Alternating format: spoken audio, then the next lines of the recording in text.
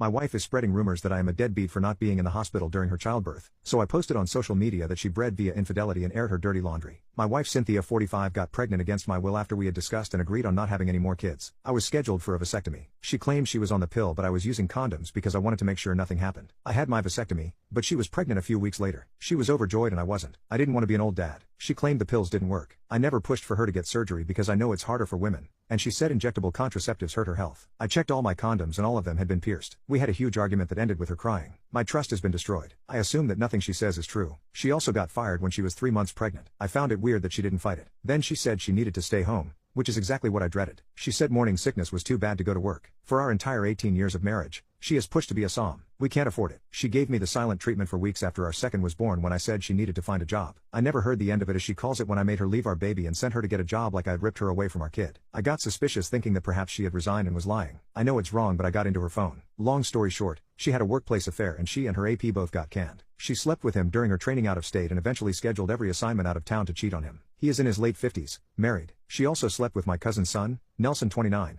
And he's a substance addict. I saw and heard messages between them. He would come to my house when I was out. I have asked the neighbor and they confirmed. My neighbor said Nelson would show up sometimes 2 days in a row when I was out. I checked my schedule and it could have been when I went to Ohio for 3 weeks. I came home on weekends, but everything seemed normal. What's worse is that Nelson calls me uncle. I let him stay over a couple of times. She also used our own kids, our 2 youngest, as leverage, promising that he could see them if he didn't pressure her, and kept his mouth shut. So she obviously put him in some type of a stepdaddy role. She told him the pregnancy was his baby. I hate him, but I think she manipulated him because he has zero relationship with his parents or his siblings, and he kept texting her about how she was like home to him. I lost it and woke her up. She tried to claim that she was SA by both men, then said she was pressured into it because they threatened her. I confronted both men. I reached out to her ex-coworker via social media, but he blocked me after a couple of exchanged messages. Nelson did get belligerent, and it could have probably ended in a real fight if I had him in front of me. The paternity test came as negative. I moved out and got a lawyer. I refused to be at the hospital during childbirth. It was a stillborn. I was shocked. Even if it wasn't mine, it felt dark and strange. I offered my kids emotional support but didn't allow her to cry to me. I had to get a court order to get a DNA test on all our kids. They are mine. A few weeks ago, people on Facebook started asking questions and attempting to call me out for not posting anything about the baby. I think she might have told someone that I wasn't present at childbirth because a couple of people came at me. We are getting a divorce, and I'm very angry that she's still trying to milk it. I told each person the truth separately, but eventually got fed up with looking like the bad guy and wrote a post saying thank you to everyone who has reached out to insult me. But the baby was not my child as per the paternity test. It had to step away from social media because of it. Her family called me, asking me to take it down. They didn't know the full story but said this is not how things get solved. I'm not deleting it,